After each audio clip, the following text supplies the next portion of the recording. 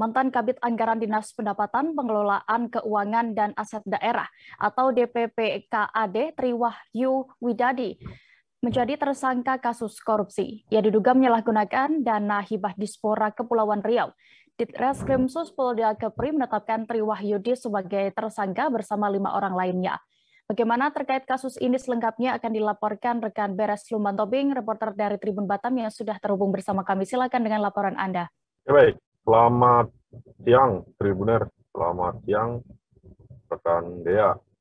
Masih dalam putar berita Kota Batam bahwa Direktorat Reserse Kriminal Khusus baru saja ini menetapkan 5 tersangka kasus korupsi.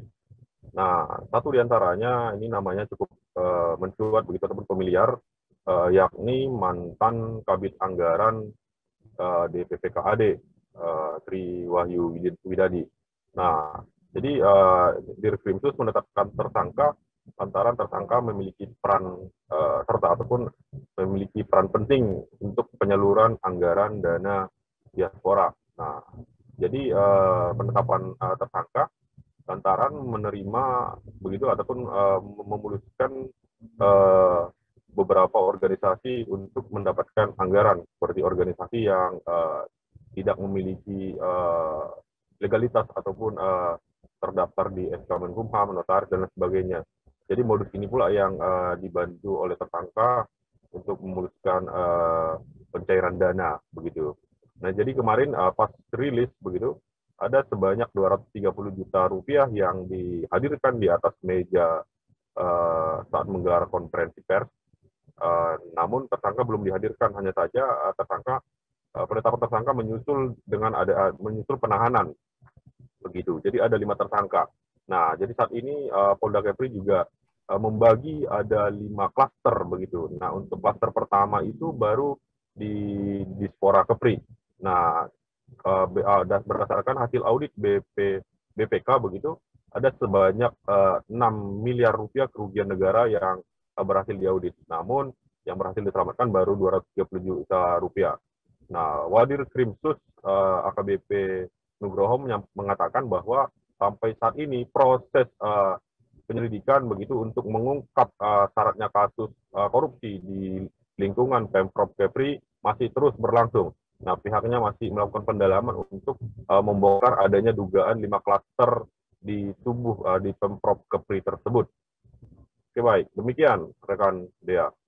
Baik, Tribuners terkait lebih detailnya akan disampaikan dalam wawancara bersama Wadir Krimsus Polda Kepri AKBP Nugroho Agus Setiawan. Selengkapnya kami tampilkan. Seperti yang saya sampaikan tadi, kerugian negara ini kurang lebihnya 20 miliar. Namun proses penyidikannya kita bagi jadi 4 klaster. Yang kita sampaikan yang pertama tadi, klaster pertama ya, sebesar 6,2 miliar dengan tersangka 6. Ini di mana, Pak? Di Pemprov. Pemprov. Ya, klaster pertama di Dispora, Dinas Pemuda dan Olahraga.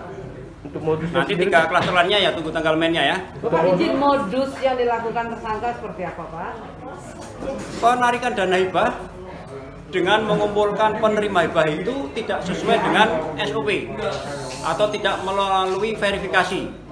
Ya, salah satunya bahwa harusnya ormas yang penerima hibah itu tercatat di Kemenkumham, ini tidak tercatat, artinya ilegal.